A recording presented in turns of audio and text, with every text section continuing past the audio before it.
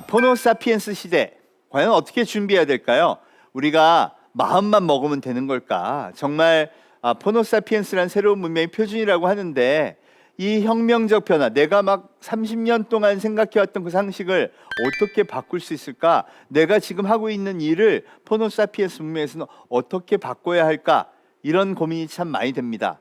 그럼 어떻게 준비해야 될까요? 첫 키워드는요, 생각의 표준을 바꾸기 시작하면 길이 보인다는 겁니다. 이 문명은 어떻게 하나로 특정할 수는 없지만 확실한 건요, 전통 산업에서도, 아주 새로운 산업에서도 어마어마한 기회를 보여주고 있다는 겁니다. 그래서 거기에 새로운 가치가 창조된다는 것이죠. 따라서 우리가 생각의 표준을 바꾸자. 제가 지난 강의 때 말씀드렸던 것처럼 디지털 플랫폼을 생활하는 인류는 어떨까를 자꾸 확인하고, 그들이 진짜 좋아하는 것, 이 소비자가 왕이 된 시대에 소비자가 좋아하는 건 무엇일까를 끊임없이 찾고 탐구해서 이걸 새로운 비즈니스 모델을 만들면 기회가 있다. 이게 오늘 여러분한테 드리고 싶은 이야기의 핵심입니다. 우리가요, 사실 굉장한 그런 팬덤을 만드는 능력은요, 어마어마합니다. 대한민국을 대표하는 단어가 사실은 정이라고 하는데요, 우리는 참 다양한 사람들과 만나면서 아주 많은 정을 나누고 살아왔습니다. 이 정이라는 감성은 대한민국의 독특한 문화이기도 한데요, 위기가 나타나면 엄청난 힘으로 그걸 함께 극복하죠. 우리가 1997년 IMF가 터졌을 때 금모으기를 한다든가, 그래서 세계 깜짝 놀랐죠. 아니, 어떻게 저럴 수가 있지? 또 이번 코로나19 사태 때에도요, 온 국민이 다 함께 응원하면서 다른 나라에서는 사재기에 폭동에 막 총기를 구입한다 난리가 났는데, 그게 아니라 차분하게 우리 위기를 함께 극복합시다, 응원하고요, 남녀노소 할 것 없이 작은 성금도 모으고 또 마스크도 모으고 하는 그런 멋진 모습들을 보여줬습니다. 이게 우리의 정서이기도 한데요, 대한민국 문명은 이 감성이 풍부하다는 게 널리 알려져 있습니다. 누가 그렇게 얘기하냐고요? 전 세계 심리학자들과 언어학자들이 입증하는 사실입니다. 대한민국 언어를 보면요, 인간의 상태, 마음, 이런 거에 대한 표현하는 형용사가 정말로 많습니다.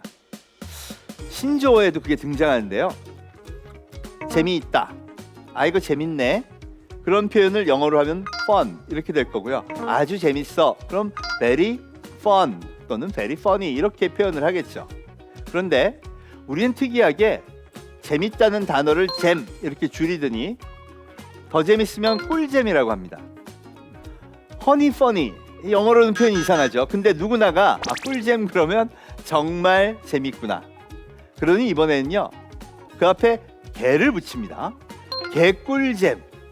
이런 단어를 들어도요, 그거에 대해서 전혀 모르는 사람도 진짜 재밌는 상태구나 라고 알게 되죠. 이게 역사적으로 계속되어 온 일들입니다. 우리는 많은 단어에 인간의 마음 상태를 레벨별로 쫙 표현해서 이렇게 만드는 작업들을 오랫동안 해와서 그걸 표현하는 단어가 어마어마하게 많죠. 뭐 찝찝하다, 싱숭생숭하다, 이게 다른 나라에는 찾아볼 수 없는 그런 형용사들이 엄청나게 많아요. 재미없는 쪽은 어떨까요? 재미없으면 노잼이 됩니다. 그리고 진짜 재미없으면 핵노잼이 되죠. 따라서 개꿀잼과 핵노잼 사이에 어마어마하게 많은 인간의 재미있는 상태를 표현하는 단어가 존재한다는 걸 그거 자체로 느끼게 해주는 거죠. 이러니 우리나라 사람들이 인간의 상태, 마음에 대한 관심이 무지하게 많다는 거 알 수 있고요. 그러다 보니까 그게 굉장히 세밀하고 세심합니다. 그 세밀한 마음들이 소비자의 마음을 사로잡는 힘이 될 수 있겠죠. 그래서 요즘 K-팝, K-컨텐츠가 엄청난 세계적 팬덤을 일으킨 원동력이 됐다. 저는 그렇게 봅니다. BTS는 어떻게 사람들의 마음을 사로잡았을까요? 일단 가장 강력한 무기는요, 그들의 퍼포먼스입니다.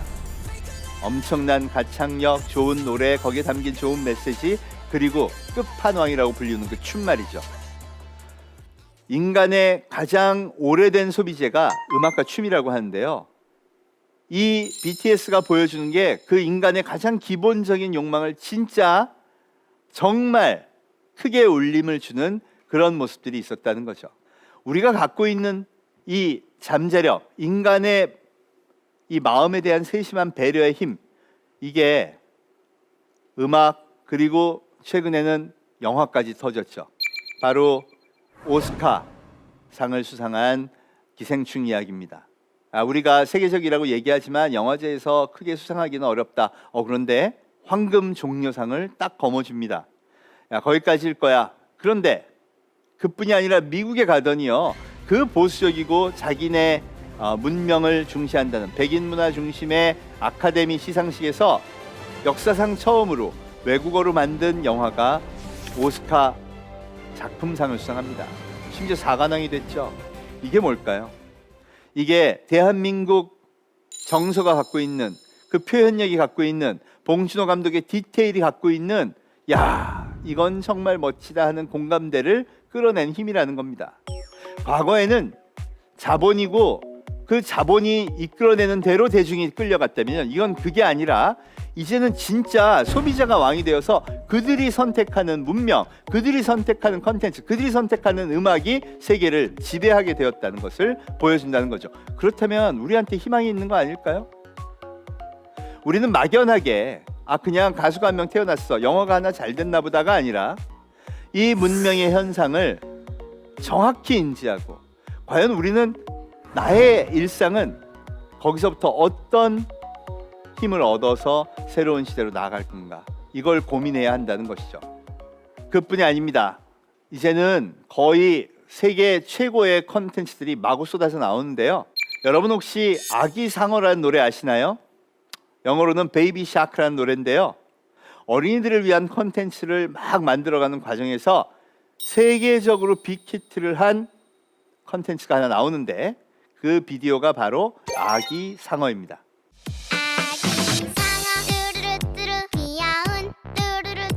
진짜 중독성 강한 그런 반복되는 이 라임으로 사람들을 끌어잡는 그런 노래입니다. 뷰수가 어떻게 되냐고요? 무려 47억 뷰. 유튜브 역사상 역대 2위입니다. 싸이의 강남 스타일도 이미 넘어섰고요. 전 세계 47억 명이 이 노래를 봤다는 거 놀랍지 않나요? 지금 미국에서는 여전히 이 아기 상어 열풍이 난리가 아닙니다. 심지어 2019년 메이저리그 베이스볼에서 우승한 워싱턴 팀의 이 응원송이 바로 이 베이비 샤크 상어송이어서 매스컴을 타기도 했었습니다. 이 회사는 이 인기를 바탕으로 무려 2,500개의 상품을 로열티를 받고 계약을 했고요. 지금 아주 엄청난 속도로 성장하고 있죠. 재미있는 건 뭐냐 하면요, 이 노래는 원래 미국의 전래동요였다고 합니다. 그래서 로열티 싸움도 결국은 흐지부지 되고 말았다고 하는데요. 미국의 전래동요를 우리가 어떻게 이렇게 잘 만들 수 있었을까요? 우리한테 무언가 확실히 있는 거 아닐까요? 이것뿐이 아닙니다. 여러분, 만화의 종주국은 어디일까요? 많은 사람들이 일본이라고 대답합니다. 아닙니다. 이 시대의 만화는 주로 웹툰이라고 볼 수 있겠죠. 물론 출판되는 만화도 중요하다고는 하지만 그래도 이제 대중성 있는 건 바로 웹툰입니다. 웹툰 플랫폼 세계 넘버원, 바로 네이버 웹툰입니다. 세계 100개국에서 방문자 수 기준으로 1위를 기록하고 있죠. 이 힘은 뭘까요? 바로 네이버 웹툰의 작가들의 힘입니다. 네이버 웹툰에서는 많은 작가들이 활동을 하고 있는데요. 그중에 무려 221명이 이미 2018년에 연수입 1억 원 이상을 기록했다고 합니다. 얼마나 많은 사람들이 돈을 내고 와서 봤는지를 보여주는 현상입니다. 이 네이버 웹툰 작가들의 힘은 뭘까요? 사람의 마음의 움직임을 끌어내는 그런 마력과 같은 힘을 가진 스토리를 그 안에 담는 것이죠. 2018년 네이버 웹툰과 네이버 웹소설 부문의 수익은요, 이미 합쳐서 1조 원을 넘었습니다. 우리나라의 거대한 산업이 된 것이죠. 생각해 볼까요? 옛날에는 만화 작가가 되는 거 어려운 길이라고 다 말렸습니다. 맞습니다. 만화 작가가 되려면요, 되게 유명한 작가 화실에 가서 밑그림 그리는 것부터 디테일 스토리 짜는 것부터 그림의 화법까지 다 배우고 소위 도제식으로 학습을 해야 가능했고요. 그러려면 10년을요 정말 이렇게 하인처럼 살아야 됐다고 얘기 많이 했죠. 그러고 나서도요 출판사가 찍어주지 않으면 어떻게 고객을 만날 방법도 없습니다. 소통하는 유통의 단계도 아주 단순했죠. 그러니 그 시스템에 아부하지 않으면 성공할 수 없다가 정답이었어요. 근데 지금은 어떤가요? 많은 작가들이요 엄마 아빠의 반대를 무릅쓰고 밤새워 웹툰에 올렸다가 수십억의 수입을 올린 작가로 탄생합니다. 지금 방송에서 유명해진 기안84 최근에 40억이 넘는 빌딩을 매입했다고 크게 주목을 받았었죠. 맞습니다. 웹툰 작가는요 이제 대한민국 대기업의 사장이 부럽지 않습니다. 소위 말하는 새로운 산업의 생태계가 형성이 된 거고요. 여기서 거의 이제 앞으로는 300명 아니 400명이 넘는 사람이 억대 수입을 올리는 거대한 멋진 직업의 생태계가 형성이 된 것이죠. 이것이 사라져가는 일자리에 대한 새로운 대답입니다. 새로운 문명에 맞는 것들을 창조해 가면서 어마어마한 팬덤을 일으키게 되면 우리가 어떡하지? 이제 일자리가 너무 없어지고 산업, 기업도 어려운 데가 많아져에 해당되는 새로운 일자리들이 형성된다는 것이죠. 넷플릭스에서 이번에 킹덤 시즌 2를 만들었고요. 벌써 시즌 3 얘기가 나옵니다. 킹덤이라는 드라마는요. 조선시대 좀비 영화입니다. 참 설정이 특이하죠. 좀비가 대유행인데 왜 하필이면 그게 우리나라고 조선시대였을까요? 그리고 넷플릭스는 그만 아시아 국가 중에서 왜 우리나라를 선택했을까요? 그럼 넷플릭스는 오로지 데이터만으로 움직이는 그런 기업으로 유명합니다. 빅데이터 분석을 했더니요. 한국의 컨텐츠가 매력이 있더라. 한국이 괜찮더라. 그래서 아시아에서 제일 먼저 컨택을 한 나라도 우리나라고요. 그리고 히트를 기록한 것도 결국 우리 컨텐츠들이 히트를 기록합니다. 그 얘기는요. 제가 말씀드린 대로 음악에서부터 컨텐츠에 이르기까지 대한민국에는 사람의 마음을 사는 일이라면 잘할 수 있는 잠재력이 매우 풍부하다는 겁니다. 그러려면 어떻게 해야 될까요? 그게 있는 건 알겠는데 저런 성공을 거두려면 어떻게 해야 될까? 표준을 바꾸는 구체적인 방법을 한번 알아보겠습니다. 사실 이번에 우리가 코로나 사태를 겪으면서 이 사회에 엄청난 파장이 발생했습니다. 저는 강제적으로 포노사피엔스 문명을 경험하게 되었다고 얘기하는데요. 일단 매일같이 도대체 확진자 수 몇 명이야? 도대체 이 사람들 어디 있어? 이런 것들을 확인하면서 자기의 안전을 관리하는 시대가 됐습니다. 대한민국 정부는요. 질병관리본부를 중심으로 해서 열심히 이 상황이 어떤지를 국민들한테 잘 알려줬는데요. 재미있는 건 그 표준 형식이 우리 일반인이 원하는 것과 상당한 차이가 있었다는 겁니다. 여기 보시면 저게 질병관리본부에서 하는 보도 표준 양식입니다. 보도 참고 자료. 아침 몇 시가 되면 코로나 바이러스 지금 현황은 이렇고요. 확진자는 몇 명이고 어느 지역에서 발생했습니다. 이렇게 쫙 보도 자료를 냅니다. 그럼 신문사와 방송사가 이걸 갖다가 신문 기사로 방송으로 편집을 해서 쫙 만들어서 전파를 하죠. 이게 우리가 알고 있는 대한민국 호모 사피엔스 문명의 표준이니까 여기까지만 하면 되는 겁니다. 아무 문제가 없습니다. 그런데 청년들이 다른 생각을 합니다. 대학생 한 명이요. 난 이거 불편해. 아니 왜 내가 살고 있는데 나는 맨날 앱으로 지도로 내 위치 확인하고 문제 있는 것도 확인하고 길도 그걸로 찾는데 왜 그걸 베이스로 안 알려주지? 그래서 생각을 바꿔요. 여기 어느 위치 어느 동 주소는 어디고 어디로 왔다 갔다 하는 걸 텍스트로 보여주긴 하네. 그럼 나는 앱으로 만들어 봐야겠어. 그리고 만듭니다. 불과 며칠 사이에 이거 시작 만들어서 자기가 어디 가고 싶은 방문 지역을 집어넣으세요. 그러면 그 지역 근처로 확진자는 몇 명이었고 동선 어디였는지를 쫙 알려주는 그런 앱이 탄생하죠. 이걸 한두 명이 만든 게 아닙니다. 코로나 맵이라는 것도 만들고요. 코로나 알림이라는 것도 대학생들이 만들어요. 근데 걸리는 시간은요. 불과 하루 이틀이에요. 대한민국 정부에서 이걸 안 해봤을 리가 없습니다. 생각은 했었겠죠. 그럼 뭐가 달랐을까요? 상상력이 달랐던 겁니다. 서로 모여서 기획을 합니다. 야, 이거 웹사이트 만들어서 이렇게 해주면 좋을 것도 같은데 그거 외주 주고요. 발주 내고 하려면 한 달 넘어 걸리면 코로나 다 끝납니다. 아, 그래? 그럼 그냥 그대로 가자. 이게 보통 우리 어른들이 하는 이 판단의 방식이라고 할 수 있죠. 왜? 거기까지가 한계입니다. 아는 것만큼, 상상하는 것만큼, 내가 경험한 것만큼 기획하니까요. 그렇다면 20대 대학생들은 정부 돈 하나 없이 왜 이걸 할 수 있었을까요? 심지어 더 놀라운 건 뭐냐면요. 대구에서 이런 사태가 커지자, 그리고 가짜 뉴스가 막 나오자 중학교 3학년 학생 둘이서요, 코로나 나우라는 걸 만들어서 질병관리본부에서 발표하는 정확한 뉴스만 담아서 코로나 현황판을 웹사이트에 열어준 겁니다. 중3이요. 그것도 그냥 단기간 내에 짜서 말이죠. 이게 어떻게 가능할까요? 명백한 거는 우리 교육부가 주관하는 표준교육과정에서 그런 사이트를 만드는 교육을 해준 적이 없어요. 그럼 어디서 배운 거죠? 이건 또 어디서 나타난 현상일까요? 이걸 만든 대학생들도요, 학교 정규 교육과정에서 배운 친구들이 아닙니다. 도대체 이들은 어떻게 그걸 할 수 있었을까요? 이들은 경험한 표준이 다르다는 겁니다.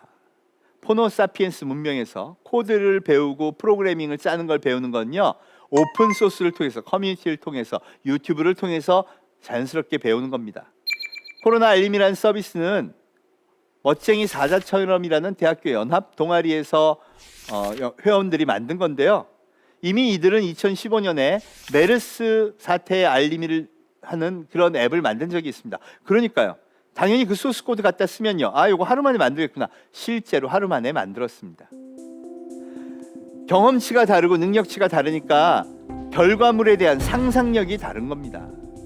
이래서 표준 인류가 달라졌다고 얘기하는 거죠. 그렇다면 소비자가 어느 문명을 더 많이 선택했을까요? 어느 쪽을 여러분은 더 좋아하시나요? 더 심각하게 얘기하자면 어느 문명을 선택하는 것이 미래 생존 가능성이 더 높을까요? 답은 정해져 있습니다. 이제 우리의 생각의 표준을 바꿀 때입니다. 여러분, 우리는 이번에 모범적으로 대한민국 국민 전체가 단합하면서 코로나 극복에 정말 국제적 모범 사례로 통하고 있습니다. 그런데 만약 우리 원격 진료까지 있었으면 어땠을까요? 내가 혹시 감염됐을지 몰라서, 아니면 병원에 가면 감염되기 쉽다니까 그럼 방문하지 않고 표준 프로세스가 의사와 화면으로 보고 상태 점검하고 온도 내가 재고 좀 위험한 것 같으니까 검체 채취하세요. 의사가 보는 데서 방식으로 검체 채취해서 밀봉한 다음 드라이브 스루 하면서 그것만 싹 놓고 갔다면요, 훨씬 더 낫지 않았을까요? 우리는 왜 못할까요? 내 마음의 표준, 우리 사회의 표준을 바꾸지 못해서 말이죠. 길은 보입니다. 분명히 있고요, 카피할 것도 많이 있어요. 단지 우리 마음이 문을 열지 않았을 뿐이죠. 여러분, 그 문을 열면 정말 멋진 것들을 많이 만들어낼 수 있습니다.